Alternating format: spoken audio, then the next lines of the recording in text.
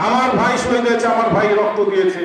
যে পুলিশরা তাকে শহীদ করেছে, যে পুলিশরা অত্যাচার করেছে, তাদের বিচার হওয়া উচিত না বলেন।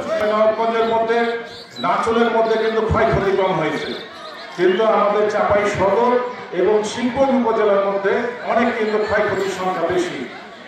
আমরা শুধু XYZ এর নাম জানি, কিন্তু আপনারা জানেন না 482 জন আমাদের ছাত্র দলের সৈনিকরা শহীদ হয়েছে। 482 জন। আপনারা কি অবগত আছেন? কিছুদিন আগে ফেসবুকে দেখছেন 482 জন আমাদের দলের ছাত্র দলের যুব দলের শহীদ হয়েছেন। 482 জন। তার মধ্যে 13 থেকে 18 পর্যন্ত আমাদের চাঁপাইনবাবগঞ্জ জেলাতে অনেকজন গুম হয়েছে। আপনারা অবশ্যই অবগত আছেন। সেই গুমের মামলা কিন্তু আমি করেছি। আপনারা দেখেছেন ইগল হান্ডের নাটক সাজিয়েছে কানসারে, ওই যে চকরিপি আপনারা দেখছেন তো, ইগল হান্ডের নাটক সাজিয়ে আবু বলে আমাদের এক কর্মীকে গুলি করে মারা হয়েছে। দেখেছেন না দেখেন নাই? সেই ইগল হান্ডের মামলা আমি করে দিয়েছি। কেন করেছি? আমার ভাই শহীদ হয়েছে, আমার ভাই শহীদ হয়েছে, আমার ভাই রক্ত দিয়েছে। যে পুলিশরা তাকে শহীদ করেছে, যে পুলিশরা অত্যাচার করেছে, তাদের বিচার হওয়া উচিত না বলেন।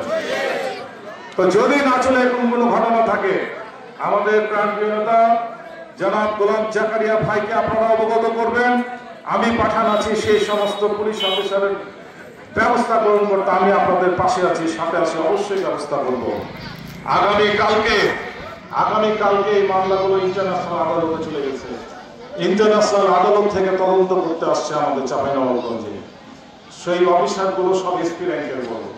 তো এই সুষ্ঠু তদন্ত করে এই আলোচনার মাধ্যমে, এই সম্মেলনের মাধ্যমে পুলিশ প্রশাসনকে জানাতে চাই যে আপনারা সুষ্ঠুভাবে সমাধান করে যেসব আওয়ামী লীগ পুলিশ লীগ ছিল তাদেরকে বাছাই করে তদন্ত করে তাদেরকে যাতে আইনের আওতায় তাদেরকে অ্যারেস্ট করে তাদেরকে ব্যবস্থা নেওয়া হয় এবং তাদেরকে জেলখানায় পাঠানো হয়, সেই জোর দাবি জানাচ্ছি। ঠিক আছে না?